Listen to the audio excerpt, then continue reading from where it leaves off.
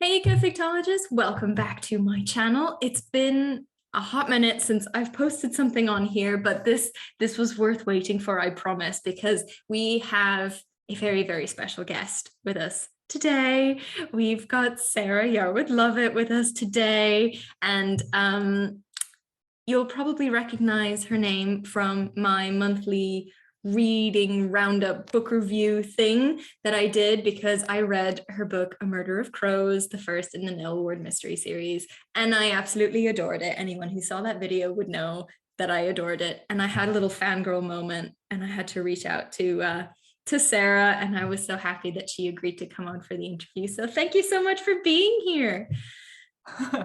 Well, thank you so much for having me, Lovis. It's such a delight. And your review of the book was so kind and I was blown away with that. So how could I possibly refuse? It's just so lovely to be asked. So thanks for having me. Oh, well, we're gonna have a great old time. Yeah, I have a little confession because the only way to reach out to you was on LinkedIn. And I had a little look at my profile before I messaged you, and I thought, oh, this could use a little spruce up before before I send her a message. She's gonna think I don't know. I didn't even have like my doctorate on there yet. So it's like, that's important. I should put that on there. Yeah. Well, your profile looks great. It makes you sound like you've done heaps of really interesting research and lots of really interesting studies. So yeah, that was it's a brilliant profile. So worth the work. Thank you. I just thought it was funny that the thing that motivated me to update my professional presence on academic presence on LinkedIn was reaching out to a fellow ecologist who happened to have written one of my favorite books of the year. So I thought that was funny, little motivation. Yeah, for sure. It's up there in the ranks. I would say. Yeah, so, well, tell us a little bit about the book, a little spoiler-free summary of A Murder of Crows. Oh, well, A Murder of Crows, it's the first in a series, I hope, a long-running series, where you meet the heroine, who is Dr. Nell Ward. And like you say, she is an ecologist. That's because I was an ecologist for most of my career. But unfortunately, her ecology surveys put her right in the frame of a murder, and when she becomes the prime suspect for the police, she has to then rely on those ecological skills to get her out of that predicament. So I think I kind of hope that it's kind of a fun mystery. It's possibly more of a how done it than a who done it, but I really hope that it's got all of those great sort of classic ingredients of beautiful countryside, because that's where I grew up. So I really hope that the love for that kind of comes through on the page. And I also hope that there's a bit of a hint of glamour for good measure. For sure. I got both the charm and the glamour. Oh, good. When I was reading it, it was quite something. And I think it was maybe even in the first chapter, I did it because I was listening to the audiobook, which is fantastic, by the way. Oh, Kristen Atherton is incredible. Very, very well done. I love the audiobook. I feel so lucky that she read the words, because she's made them sound really brilliant. Yeah, she's fantastic. Put her little magic dust on there. She can do, I don't know if there's an accent that she can't do. I threw loads of accents into book 2, and she's nailing every single one. I've got to think of more accents. She does do a lot of, I'm halfway through book 2. Yeah. And she does do a lot of accents. I mean, book 2 is recently released, right? It was end of October. That's I think October just 18th, about a month. Yeah. How has the release of the second book been? Well, it's just really fun. I mean, I don't have to do a huge amount about that. There's a terrific marketing team at Embla. There's a Jen there who kind of masterminds the marketing effort, and she's just fantastic. And all of the Embla team are amazing. So I put out a few things on Twitter. Just try to kind of let people know that it's out and about and see if it gets taken up. But the reviews have been very kind, which is always lovely.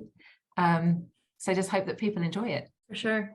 I'm not going to give anything away for book 2, because I have to reel myself in. We're here to talk about book 1 because I haven't quite come to grips with book 2 yet. So I don't want to even risk asking you to spoil anything for me. So Okay. I'll keep quiet. Tight-lipped. But book one, yes. So you mentioned that you were an ecologist. Just for the viewers who haven't read the book or haven't heard me talk about the book, can you tell us a little bit about what you did as an ecologist, and also what Nell Ward does, like going out and doing surveys, and what would that be for?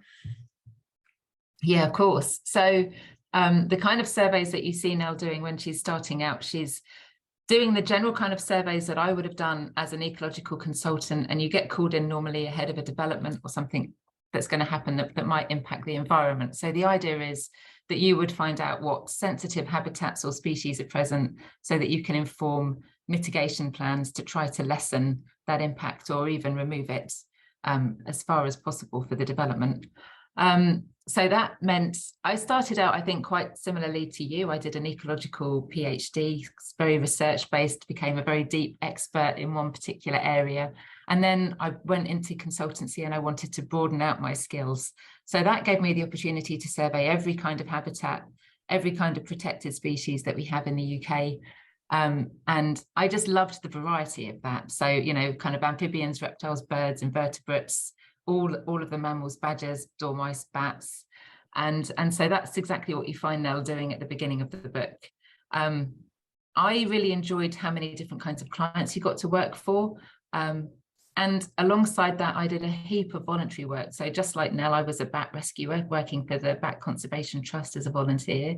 I also worked for Natural England as a volunteer. So if you're a poor homeowner and you're very upset because you think you've got bats in your attic, you would have a volunteer come out and kind of identify if you do and what kind and how they're using your house.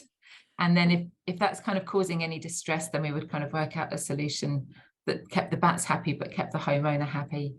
And then I would also do things like school workshops, which were always hilarious fun, because kids always ask the best questions. Actually, they ask one question, which is, do bats wee on their faces? But that's always. I saw that in your bio on Goodreads. It's like in your bio that you researched the all-important question of whether bats wee on their faces. I once did a talk at a school, and I did every single year in quick succession, and I think it amounted up to about 7 hours of bat talk. And I had to adjust it slightly for each year group because, you know, the knowledge was a little bit deeper depending on age. And I had the youngest group in, and there was this forest of hands. And I said, okay, what's your question? And it's like, but when they're hanging up and they're asleep, do bats wee on their faces? And I'm like, they don't wee on their face. I'm very certain that a bat would not wee on its face. And then, so it's like, okay. And then the next hand, okay, but do they, miss? Do they wee on their face? I was like, no. And the next one, but do they though? Do they? It is the only thing that matters. And the teacher stepped in and said, put your hand down if you don't want to know if the bat wees on its face. Every single hand went down. It was really hilarious. So yes, that's all kids want to know. Do bats wee on their faces? No. Okay. No, they do not. Did you take a sample from the hair on the chest of a bat in order to determine whether it had weed on its face, or are you just certain? I haven't gone that far. I'm not sure that would be entirely conclusive. There's an amazing video on Twitter that somebody shared in response to something that Deborah Meaden said, I think, randomly. She found a bat and she thought she had been bitten, and she had to go and get a rabies shot because bats in the UK carry a rabies-like virus. And somebody shared a video of a bat doing a wee, where what they did was they kind of did this incredible abdominal crunch, hung themselves up by their thumbs, because that's what a bat wing is. It's Chiroptera means hand wing. So it's a big membrane spread out a bit elongated fingers, and then you have a little thumb. So they hung up by their thumb, did their little whittle, and then did another abdominal crunch to hang up with their feet again. You have to think, what are the abdominal muscles of a bat like? It must be phenomenal. True. I mean, that's a lot of effort. I don't know if I would be able to do that. I don't think. Yeah, well, there you go. Yeah. Next time you're in the gym doing sit-ups, just think of a bat. It's very motivational. Bat can do this. Why can't I do this? Yeah, exactly. Come on. Don't be such a wuss. Right. Well, I'm glad we established that. That was, secretly that was my all important question that I wanted to ask you during Yeah, during how this buff are interview. bats? Yeah, Yeah. No, very. so so you would get called out to a development or to a house, and then you would have to figure out what kind of animal was there, right? Because Nell kind of when she talks, she does kind of resemble a detective looking for clues. She's just like, well, there's a feather hanging there, and there's a bit of sprite there, and there's pellets here, and there's all kinds of stuff. So we know there is X, Y, and Z roosting in this area. That sounds very clue collecting to me. So did you ever see yourself as like a ecological detective when you were out and about looking for droppings? Well, I guess that's exactly what you are. I mean, I don't think anyone would ever call themselves an ecological detective, and except I think when you're kind of teaching kids about ecology, you can get those lovely books that do say things like eco detective, which is really cute. But yeah, that's exactly what you are. And I think as I kind of thought of the idea for the series, and I started to do more research around what, a scene of crime officer would do when they're forensically examining a crime scene, when I discovered just how similar those approaches are, I thought, oh, this has really got some legs. Light bulb. Yeah. Yeah. So that was really delightful because, if you're an ecologist and you go to survey a woodland, you really have to cover every square millimeter of that woodland. You're looking for the tiniest shoot of a plant to know that it's there. You're looking for, a single hair that might have got snagged on a bramble to tell you that badgers are using it. But, you kind of do it in a really practical way. So a scene of crime officer will go to a crime scene and they'll look for access points, or they'll look for how the perpetrator might have used the crime scene or what they might have done, what would influence their behavior. And in the same way, an ecologist would go to a habitat and you'll use the information about what that habitat is like to determine what species are likely to be there, how they're likely to use it. You'll home in on details that will give you that kind of insight, like instead of access, you'll be looking for maybe mammal paths, or how they're kind of using the habitat and the landscape. And then you can home in on details that will confirm that. So instead of footprints, you're looking for paw prints. Like I say, you're looking for that hair snagged on a bramble.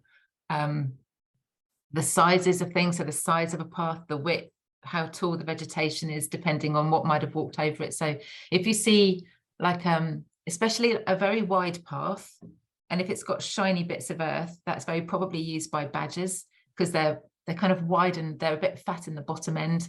And they've got a very low slung badger belly. So when they go over a hilly bit, they'll polish the mud to a little shine. So you go, okay, that's badgery. And then you'll look for a bit of bramble to see if you can find a badger hair. And then you'll look for the diagnostic pattern of a badger, and it will say, yes, this is definitely a badger hair rather than a hair of anything else. So you kind of home in on everything that you see. So yes, and you might also be looking for things that, snake skins or carcasses, feeding remains, all sorts of things. So it doesn't necessarily have to be proof of life. It can also be proof of death, just like a crime scene. So yes, so many similarities. So that I felt was a really exciting overlap. Yeah, that is so cool. I've never actually thought about it in that detail, but it is, you're looking for footprints or hairs or blood or just any kind of evidence that something has been there. That's so funny. Right in holes. How have I never thought about that? Get in there. I mean, fingertip searching through blades of grass, if you're doing like searches for great crested newts, I've spent many an hour on grass verges next to motorways, fingertip searching through blades of grass. Yeah, it's very, very methodical. It's very similar. Yeah. Wow. That's so funny. A colleague at work was talking about great crested newts on the west coast of Scotland, and I just imagine you like in the rain on a verge, it's always raining, like crawling through grass and being like, I've got one. It's always in the rain. Yeah, you're so right. There was glamorous. That's where the glamour comes from in the book. That's where there was one site I came home from. I was so muddy, and it was late at night or it was early in the morning, but it was definitely dark and cold, and I had to be hosed down outside the house before I could go inside. Like a dog come back from the walk. Exactly. It was not fit for human habitation. It was, yeah, a real mud bath. Was someone standing at the door just going, no, No. you do not come in here. Yes, it was my very much loved husband. He was like, what, you're not coming in like that? Oh, the things he must have seen when you come back from a survey of whatever. I think the spouse of an ecologist has an awful lot to put up with, because I think their sleep gets just as disturbed as an ecologist, because you're getting up at odd times, you're surveying all through the night, all through the day. It's you keep strange hours. Yeah, well, Nell mentions that for bat surveys that they're at night, obviously. Yeah, obviously, and, yeah, and so it's just long nights, and you get to know your coworkers quite well, I imagine. It's that kind of that peculiar kind of humor that comes out at 3 o'clock in the morning when you're sat in a car waiting Slightly for the survey unhinged. to begin. Yes, yeah, yes. You do kind of get very strong bonds very quickly, I think. Yeah. Was it a lot of fun to put all of your knowledge and all of your obvious passion for what you do into a book? Did it just like pour out, or did you have to be quite methodical about how you wrote it? That's a lovely question, actually. I think possibly the bits that I love poured out quite naturally. I think when you're kind of explaining what someone's doing, I had a bit of a habit of assuming, I think, too much knowledge or being a bit too technical. And for the first sort of beta readers who read my early drafts, they had to help me make it a bit more accessible, or give me some advice to say, this is, the technicality is interesting, but we need to also, take us with us so that we understand it as we go along. So, yeah.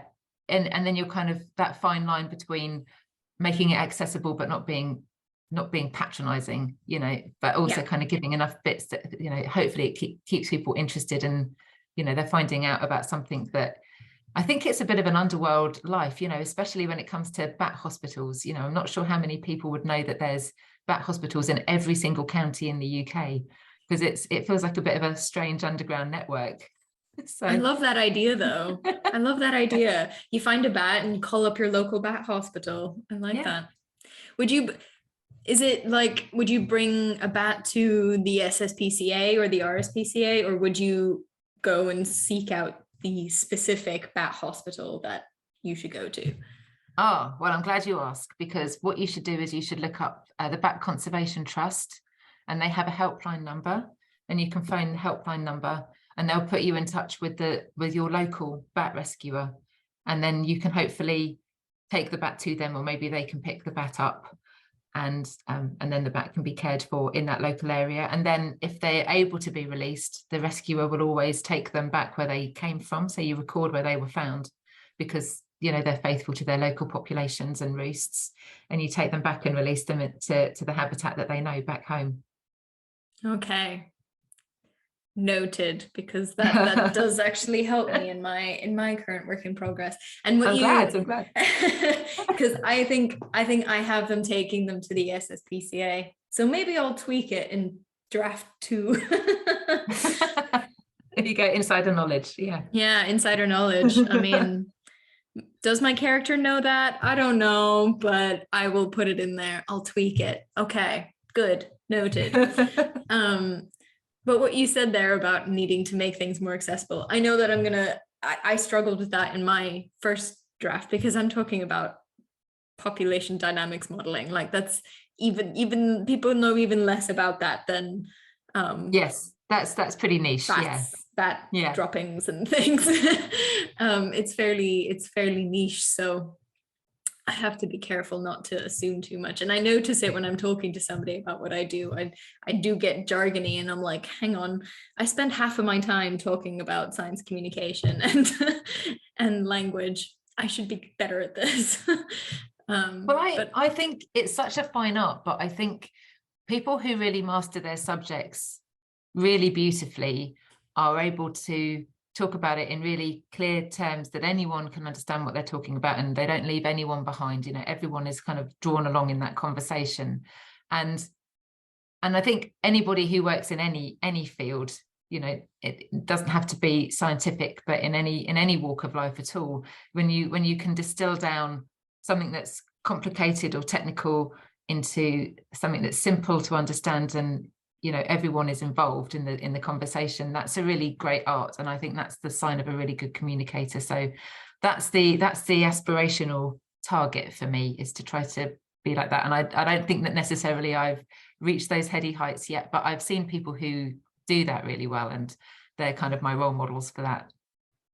Was that the goal from the very beginning for your book? Was it to teach people about bats or ecological consultancy or anything, or did you just realize this really cool connection between what you do and what a crime scene investigator does, and you were like, I'm gonna write a book about this? I think possibly a bit of all of the above, probably, if I'm honest, because I guess I can't help wanting to share kind of the love of the species that I've surveyed. And I have been that person, if you go to a country show and there's all those stands up for different, different sort of charities or organizations. And I've been the person on the bat stand with a bat, trying to show members of the public. And the reaction that you typically get is a bat. Oh no, I don't want to see that. Oh, yeah, it's creepy, or I don't like it, or no, don't show it to me. And so you kind of stand in the corner and go, okay, well, I won't. But eventually curiosity gets the better of them, and they start to kind of edge over, or their kids look, and then they look, and then they're always really surprised. The reaction is, oh, they're really cute, actually, aren't they? They're really cute. And it's kind of lovely seeing somebody overcoming their fear and that turning into interest, and then a bit of melted hearts going on, because actually it's quite endearing after all. So I guess I can't help but want to kind of infuse that into the books in some way, because they are very fragile, they are very appealing. I chose a grey long-eared bat in particular because they're very fragile, they're very hard to keep alive if they've been rescued, but they are beautiful as far as bats go. They're beautiful bats. They've got these beautiful delicate ram's horns ears, which they kind of tuck around and they kind of lift up, and they're so expressive, and they've got these beautiful bright eyes and lovely little snuffly nose, and they're very, very cute, appealing, adorable bats. They're kind of the supermodel of the bat world. If you have to show anyone a bat to win them over, choose a long-eared, because they're very, very adorable.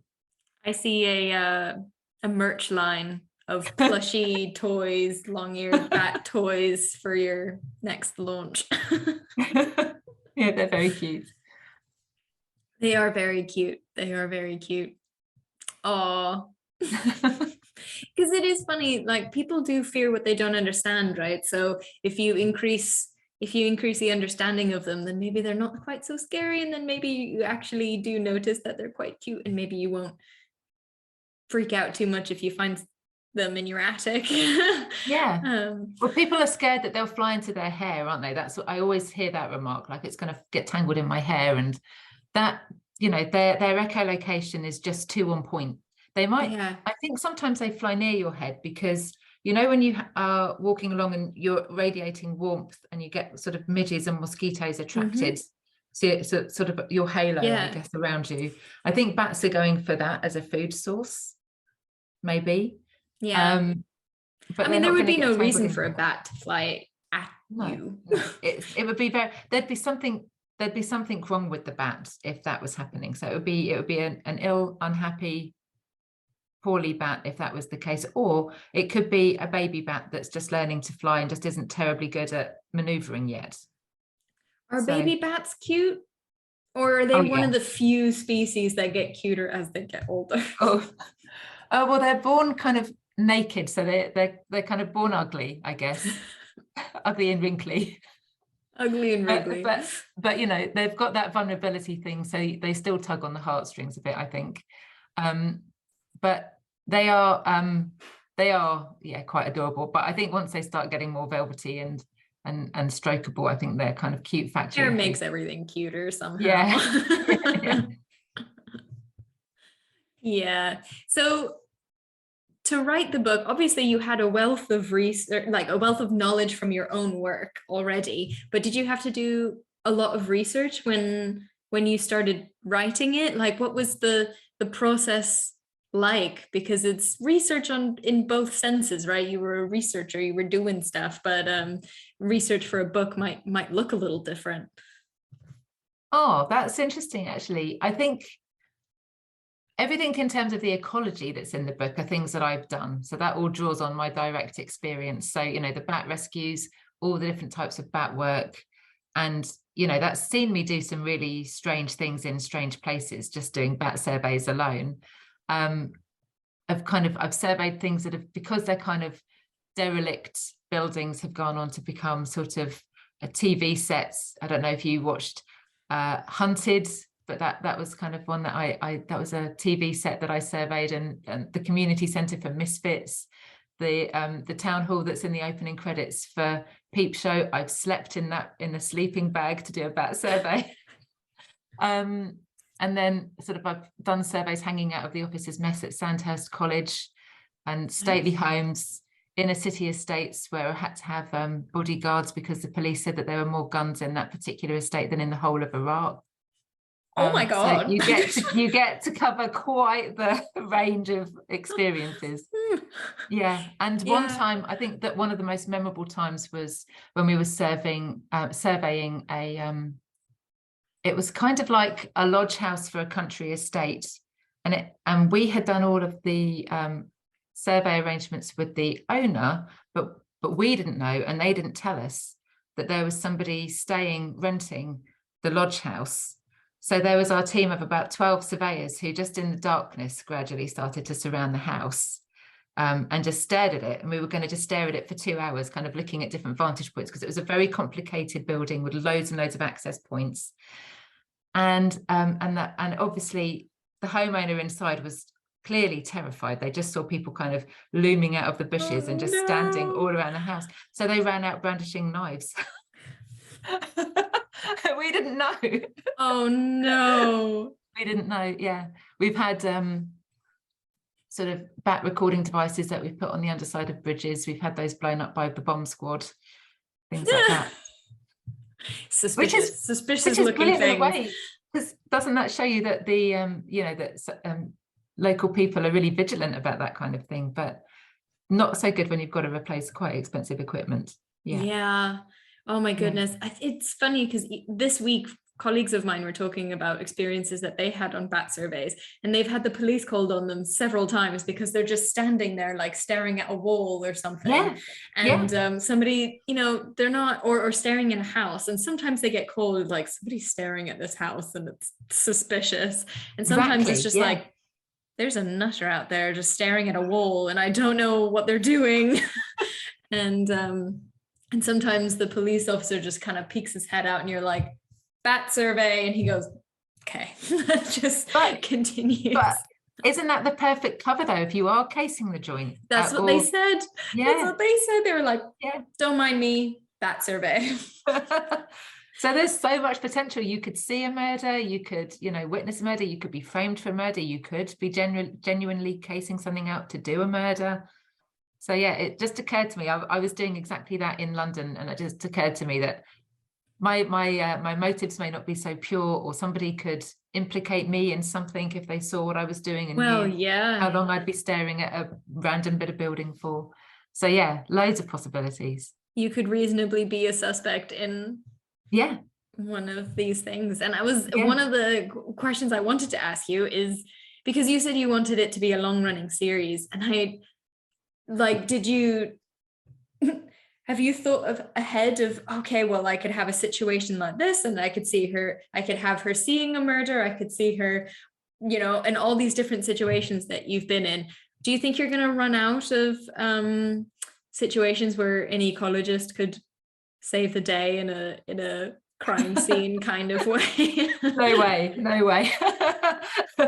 I think between the anecdotes that I have and my colleagues, there's just so many.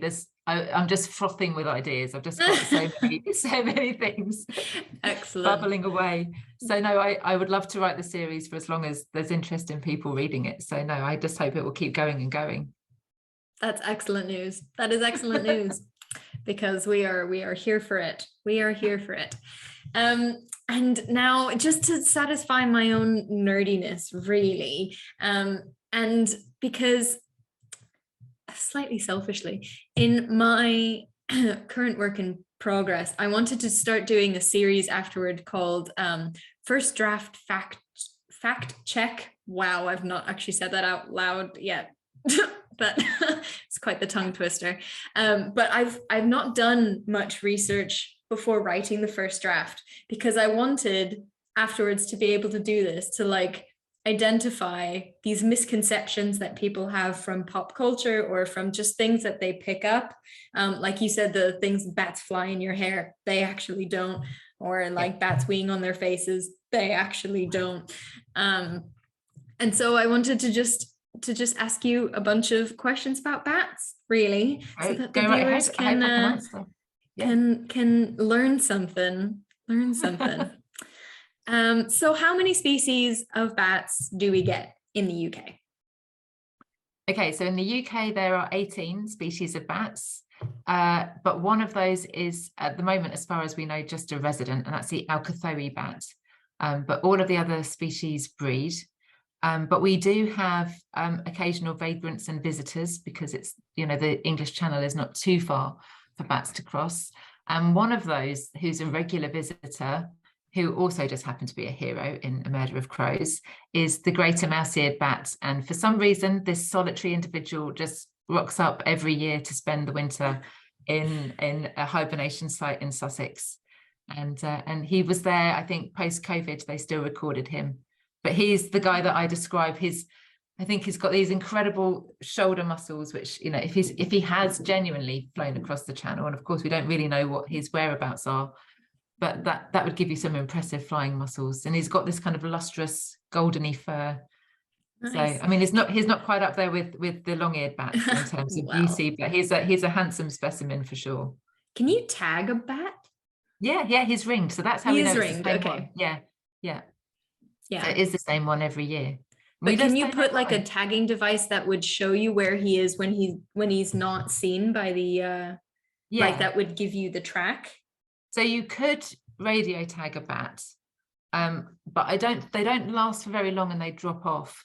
And also, if you were going to wrangle a bat in hibernation, that's not really ideal, because they've gone into hibernation because there's no food for bats over the winter. So they have to lower their metabolic rate and they go into torpor. That's why they find somewhere cold and damp and undisturbed and dark.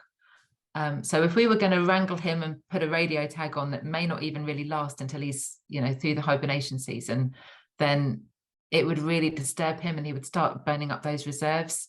So they're really vulnerable to sort of starvation, which is why hibernation sites are so heavily protected, because you tend to get, it tends to be one of the few places where you get lots of bats clustering together. So if they are disturbed, it can have a huge impact on that local population. Right. So when you ring a bat, you would catch it outside of the hibernation season and put a ring on it? Or can you ring a bat without disturbing it too much during hibernation? Probably not.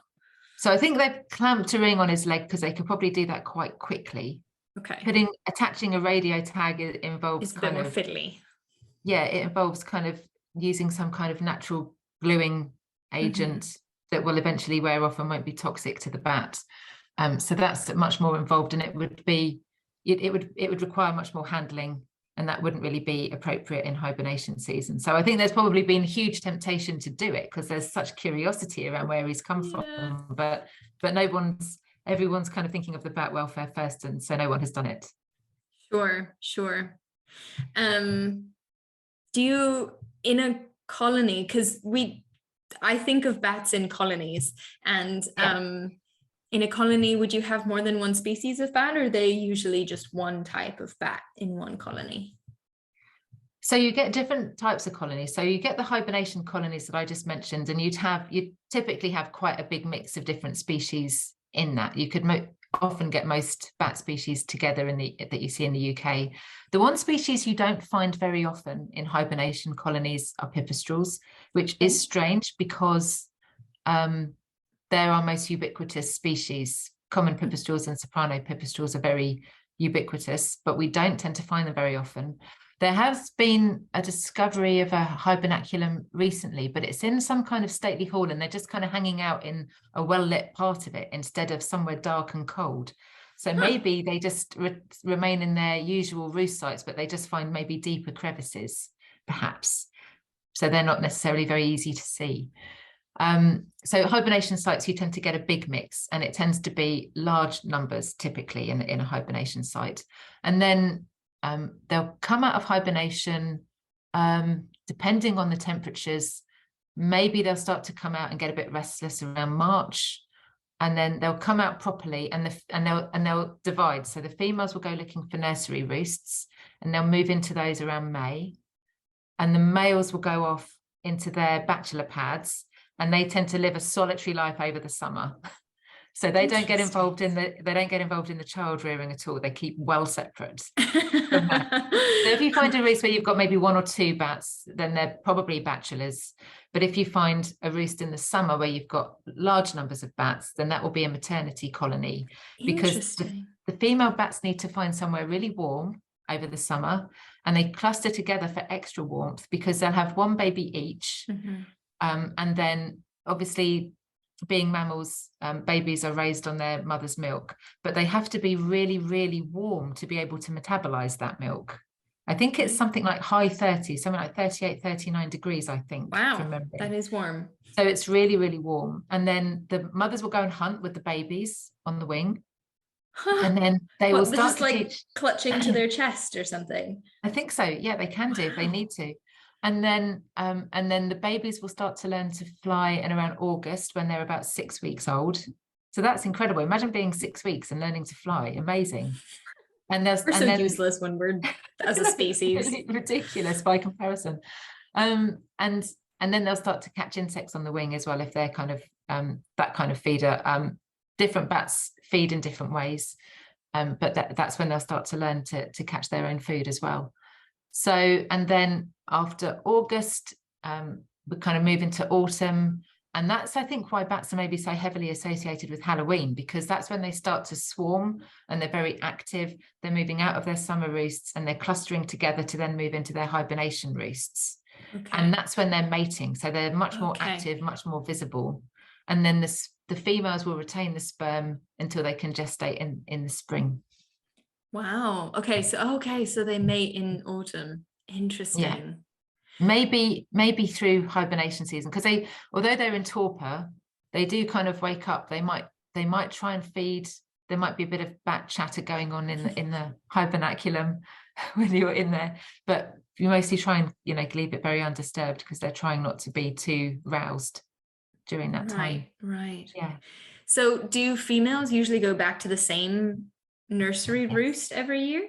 They do. Yes. So they're faithful to their roost sites. So they always return to those same roost sites. So when they cluster, it's because they're kind of sharing that generational knowledge of where the hibernaculum are.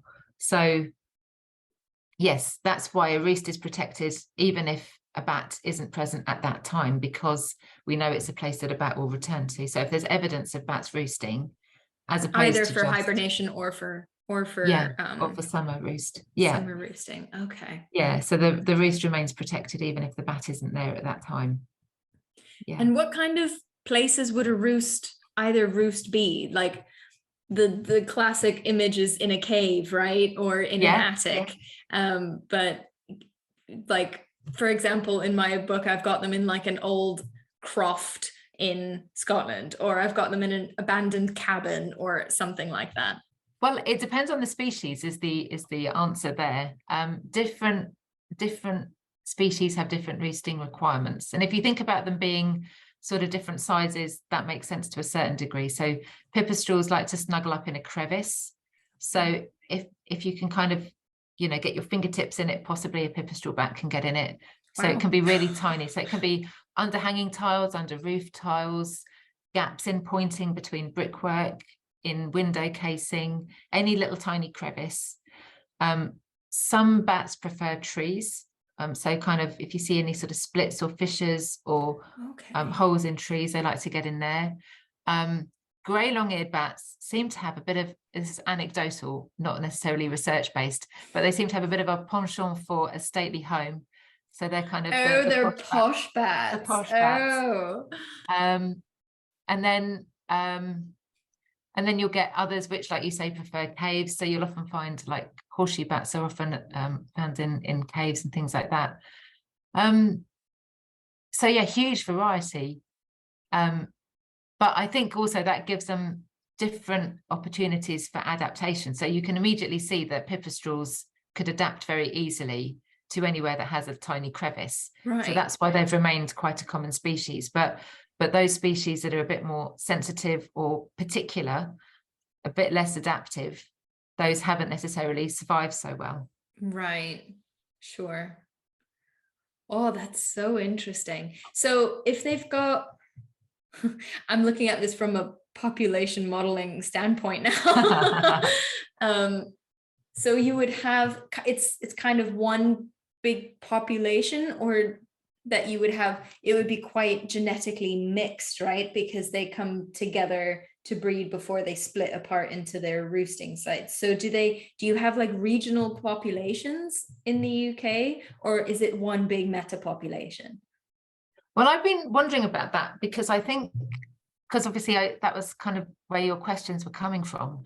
And I think because bats are so faithful to their roost sites, I would imagine actually you would get possibly quite regionally distinct genetic populations, because there isn't, I don't think, a great deal of mixing between, different areas. They don't tend to disperse outside of their locality, I don't think. Okay. But that would be really interesting research to understand that dispersal pattern better. Just going to throw that out there in case trigger word for me. I'm like, population modeler happens to think that they'll look into that. That would be fun. That would be fun, because at some point, does the baby stay with the mother? Does, like, if it's a female offspring, does she then go to the same site over the summer? Because at some point there's not going to be enough space for all the bats, right? Yes. Yeah. So, and again, this has really got me thinking. So this is really interesting. So yes, I would imagine there would be a point at which they'd need to find somewhere else. But then, they could fly back to a tree, and that might have kind of been storm damaged, and that roost site is no longer available to them. And so they'd have to then find something similar in the local area, and they'd have to go looking for that. So I think, and you do find that although, the mothers have got this site or this area that they'll go back to, they will move between sort of maybe buildings or parts of that building. So I do think it's entirely possible that, that the population would start to split up and move.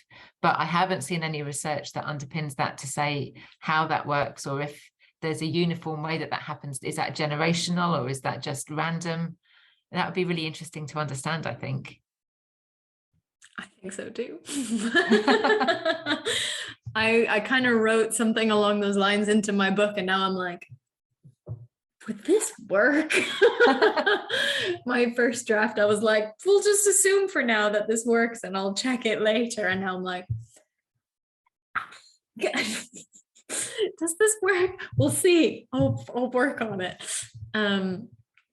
But yeah, okay, right. I will bring this is so cool. I'm having a great time. I could certainly do like a really thorough search and see if there's any kind of population dynamic research, because there has been, there's obviously been heaps of really interesting research, and a lot of those researchers will be people that I'll know. So if I find anything that might be interesting, and if I can connect you to anyone, I'd be so happy to do that. That would be amazing. I would love that. I would love that. That would be amazing. I'll do a little bit of digging after the call, and I'll see if I can find something. Thank you.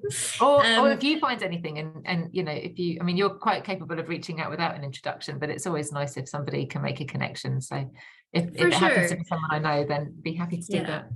They'll be in the acknowledgements of the book. Well, there's always a win. Yeah. But I will bring it back to the book now. In terms of your writing routine, are you a plotter? Are you a pantser? Are you somewhere in between? The age-old question that anybody asks an author at the moment. Well, I think if you're writing a murder mystery, there's no escaping it. You have to plot the murder. You have to kind of understand how that's happened, who's done it, why they've done it. But then once you've done that, then you build out, well, then you need to have your other players also have to have reasons for wanting somebody dead. So then you start to kind of build out the characters and the other reasons why they want somebody dead, in gruesome terms. And then I just think the rest of it just kind of builds from that. So once you kind of have that sort of nucleus at the heart of it, you can kind of build the rest around it. So for me, I guess, I start out as a plotter, and then the rest of it just kind of comes as kind of flashes of inspiration. And then as you write, sometimes, things occur to you, which kind of can be like little bits of, light bulb moments or nice little interactions that have actually just kind of seem to have happened on their own in a way. But your subconscious has put them in there somehow. Yeah, I think so. But that's always lovely when it happens. Yeah. Yeah, that's funny. Because I found when I was writing that I had to plot out like the sciencey bit so that they collected, like they got the information they needed in order to make the model do a certain thing. But then the rest of it kind of, I was happy to pants the rest of it. So you've done all of the science work properly. You've made sure they've had the time and they've got the right data and it's all been at the right time of year or the right conditions. Yeah, well, okay. So some things I do have to go back and fix now with my newly acquired back knowledge. But for the modeling side, I made sure that she already had the model, because when I see it on TV shows and they whip up a model or an algorithm in an afternoon, and I'm like, it took me 4 years to build mine. Okay, this is not an afternoon activity to just build a model like this. So I made sure that the character had already built a model that was supposed to be generally applicable, obviously not to mythical creatures, which is what it eventually does get applied to. So she has to tweak it. But I think I have in the past put in a tweak to my model in an afternoon, or I've put in a new function or a new relationship or something. And I've done that, maybe not without bugs, but I've done that in an afternoon. So that I think is realistic. Yes. Okay. It's got to be credible. Yeah. And she has been kind of surveying sites, so she kind of knows where they are, which was going to be another question I wanted to ask you. Is there like a place that people, maybe not to the public because you probably don't want them disturbed, but I imagine researchers know generally where colonies or roosting sites would be, like they're established places, like you say, because they're protected, right? Yes. Yes. So if you do a survey as a professional ecologist, or actually even as a very keen amateur, as long as your survey data is good quality and accurate, you can submit it to your local record centre. And again, every county has one. And they keep this huge database of records of what's where in the county, not just bats, but every protected species. And in fact, I guess actually probably several species that aren't protected, because we actually have a huge interest in the natural world, and it's not something that's limited just to kind of, people who do it professionally. I think there's a genuine love for that across the country. People really love the natural environment. It's, really important that we get out and appreciate those spaces. And people, I think, especially through COVID, lots of people were finding, just a walk in some green space, highly therapeutic, really good for well-being. For sure. And, people really do care about habitats and animals, I think, in the UK. So that's always lovely to see, because people do kind of protect those spaces, with the kind of the bill that was kind of being raised recently. There was kind of lots of petitions and activity around that. I remember a few years ago when there was a bill to kind of lessen the protection around our ancient woodland, that was immediately responded to with a nationwide petition. So there's a huge amount of care and dedication, and it's not restricted to those few people who just happen to work in that area professionally. So yeah, that's lovely to see. And I think that's really important, that people kind of see those resources as precious and want to look after them. Absolutely, absolutely. And citizen science projects like that where they're able to contribute data are always super fascinating, because sometimes they find them in the unlikeliest of places where ecologists don't even think to look and don't have time to look everywhere. So it's always good to get involved. And they've got so easy now. All you have to do is take a photo with your phone and upload them. So I've used the iNaturalist app, kind of walking out with colleagues. I've kind of led walks and things like that. And all you have to do is snap a photo and upload it, and somebody will identify it for you and tell you what it is. So if you want to learn, it's a great resource to learn. But if you don't, you just want to be part of the data gathering, and you can. It's such an easy way to do that. Yeah, it's brilliant. Yeah, excellent. Well, maybe I'll look up some citizen science projects for bat ID in my area, because I need to get some hands-on experience, clearly. Well, you can do that too. I think the Bat Conservation Trust have somewhere on their website where you can upload a picture if you happen to have taken a picture of a bat, or if you've seen something and you can put in a description. Okay. Yeah. Cool. Yeah, brilliant. Because sometimes I see bats, I mean, I see them around my house. I see them flitting around at like twilight. Yes. Is that accurate? They come out at like twilight? Well, again, some species will come out at twilight. So that the early emergers will be like your pipistrelle bats. They're kind of ready to get going. I feel like pipistrelles are kind of very outgoing, very feisty. If you have a pipistrelle bat that comes to you in a rescue, they're real little fighters. They're the littlest. They weigh about the same as a pound coin. They're very tiny. Oh my God. But they'll eat 3,000 mosquitoes in one night. So they're my best friends. They're my best friends too. Yeah. I need one on my shoulder because mozzies love me. Yeah, it's your little pet bat. But then your long-eared bats again, they're a bit more reticent. You know, they're quite fragile as a species, I think. But they like to warm up their flight muscles. So they will fly around their roost. So again, that means they've got a different roosting requirement. Their crevices are not for long-eareds. No. They need to have, they'll be the ones who are flying around in your attic because they like to warm up their muscles, get ready to face the day, maybe do a bit of meditation. They're kind of that kind of bat, and then they'll kind of come out and feed. Cool. I really wonder what kind of bats I've got around my house now. Maybe I need one of those recording devices to see what kind of screeches they're making. Yeah, well, a bat detector will tell you, because then you'll flick to the frequency where you can hear the bat call the clearest, and that will tell you what species you have. They're really easy to use. Yeah, they're not very expensive either. Just a bat box. Want one? Maybe I'll ask for one for Christmas. There you go. Ready for when they come out in spring. Now it'll probably be too cold for them. It's too cold for me, so it'll be too cold for them. Yeah, it's too cold now. Yeah. Okay. One of my last questions was about the way the book is marketed. It's marketed as a cozy mystery for fans of Richard Osman, right? Love Richard Osman. Makes me laugh. Just so good. I met him at Capital Crime recently, and I could show him. I said, look, I've been taking your name in vain, because we've been marketing the book as for fans of Richard Osman, and I showed him that on the Amazon page. Did he enjoy that? He was honoured and delighted. No, he found it very funny. Good. I imagine him being, because he's a comedian, right? He was on TV and stuff. He's a pretty laid back guy. So I imagine he finds that very cool.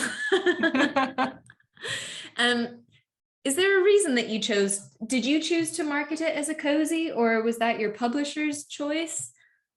Well, when you pitch your book, as you will in due course, and hopefully not too long, when you pitch your book to an agent or a publisher, you have to be aware of where it will sit in the marketplace, and kind of what genre it is, what titles are similar to it, because you're trying to give them an idea of, okay, how would I market this? How am I going to sell this to keen readers who are going to love it?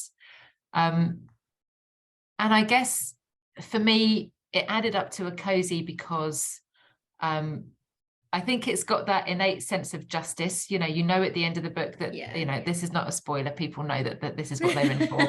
The killer is going to get caught. Justice will be done. And I think in a world where we see that happen all too infrequently, I think it's really important that there is something that gives you some escapism where that really happens. So that absolutely happens. The killer gets it. And then I guess I couldn't help, like I said at the beginning when I was kind of describing the book, I couldn't help but put in some beautiful countryside locations. And for me, they're made up places, but they're all based on areas where I grew up. When I grew up in kind of Sussex Downland and all those gorgeous villages all around there. And they're just places that I just absolutely love. And they're so beautiful. And I just hope that that love for those places comes through on the pages. And then I think maybe the other part is, for me, I love reading sort of classic mysteries, you know, those golden age mysteries, because there's always that kind of, there's a piece of glamour in there, isn't there? There's always kind of some cocktail party or glamorous house or, you know, but it's kind of, you know, it's that kind of lovely bit of escapism. And so I really wanted a modern way to kind of include that slice of glamour. So that's why I gave Nell her aristocratic background. Because then she can have kind of like, you know, a dramatic supercar, or she can have, you know, a glamorous event to go to or something. But you just get a hint of that in the books, which I think is kind of, you know, quite a nice. I do love the bit. supercars that she's got. I love her bike. Yeah, that's true. It does feel very cozy, and it is always very, it's nice when I pick up a cozy because I know by the end, like the suspense is not whether they'll get caught, it's just who did it and how, but they will get caught and you know that justice will be done. I guess the other option would have been to market it as some kind of, would it be ecological crime would be the alternative, or just murder mystery? I'm just wondering how else you could have marketed it, because it does fit very well in cozy, but there are a few kind of rules of the cozy genre that it bends a bit, doesn't it? Like having the detective have one of the point of view characters in the book or something. Sometimes their rules are there to be bent, I think. Well, I think you've kind of got to evolve the genre a little bit, and I guess actually it's not that huge a departure when you think back again to kind of Agatha Christie. She's kind of my inspiration, because she always involved Scotland Yard. Yeah. She always involved Inspector Japp. And okay, her sleuth was always one step ahead of them, but they were still there doing, you know, their diligent work. And, you know, certain clues emerged because of that work that the sleuth wouldn't have come across. And I think, you know, in a day and age when forensic science is so advanced, and, you know, police, for murders especially, they are well resourced, you know, for murders. And you've got a whole team of specialized people who are highly trained, and, you know, great teams of people doing brilliant work. I think it would be a bit too incredible to have, you know, however talented your sleuth is, they can't realistically outwit all of that all the time. So they might have an insight from their training that is a little bit left field, or adds in, you know, a different dimension to the information that you have.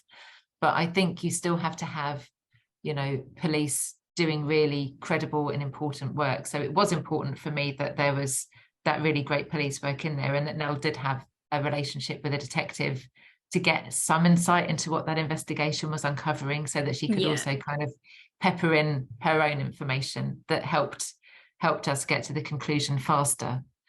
And I also think I have to pay respect really to those people who do that work, because you asked earlier about what I had to research, and the thing that I really had to research for this book was that forensic work and what police officers do and how they conduct a police investigation. I've done some really interesting courses.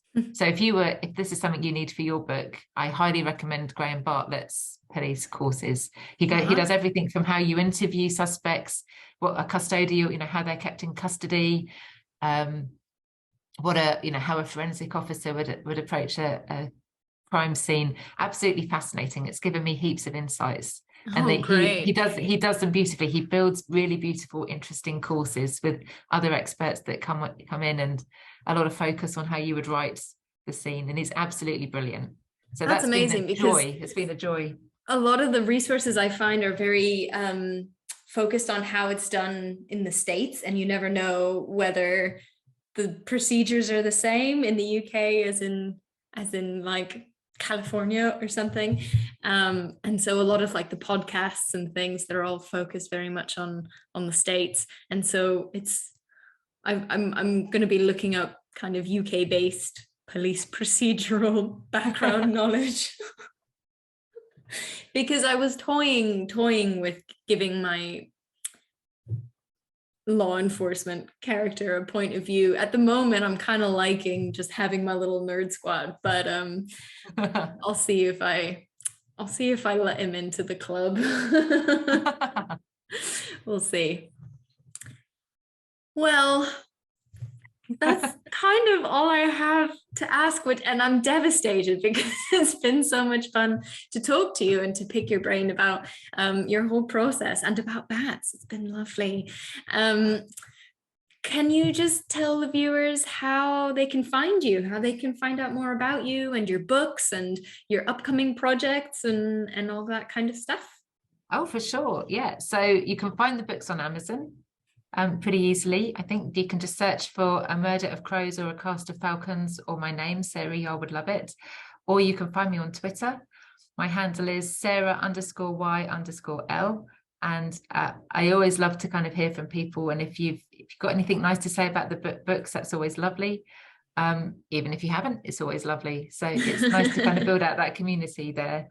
And I think especially if you're writing and you're an aspiring writer, I think the writing community is really supportive. You know, people love to kind of champion ideas or give encouragement or, you know, pass along things that have helped them. So yeah, it's always a lovely place to be. The writing part of Twitter is a very kind of community oriented, encouraging, inspiring place. Absolutely. I agree. I think writing community on Twitter is quite in comparison to some parts of Twitter, it's actually a lovely place to be. Yeah. Well, thank you so much for joining me today for a little chat. I had a lovely time and it was lovely to meet you. It's been so much fun to nerd out about bats, so thank you. Thanks so much. And I can't wait to read your writing, by the way, so you're going to have to keep me posted with how that goes. Thank you. And I'm going to have to do some research. If you need any help with research, I'm just an email or a tweet away. I will take you up on that. Happy. I'll just every now and then be like, would this happen? And you can respond, no, that's not biologically accurate. Okay, noted. You can be my sounding board for do bats. I would love that. This. I would love that. That would be a privilege. Thank you so much. Brilliant. Well, that is all from us, and I will see you next week, eco-fictologists. Thank you. Well, I'll be tuning in for sure.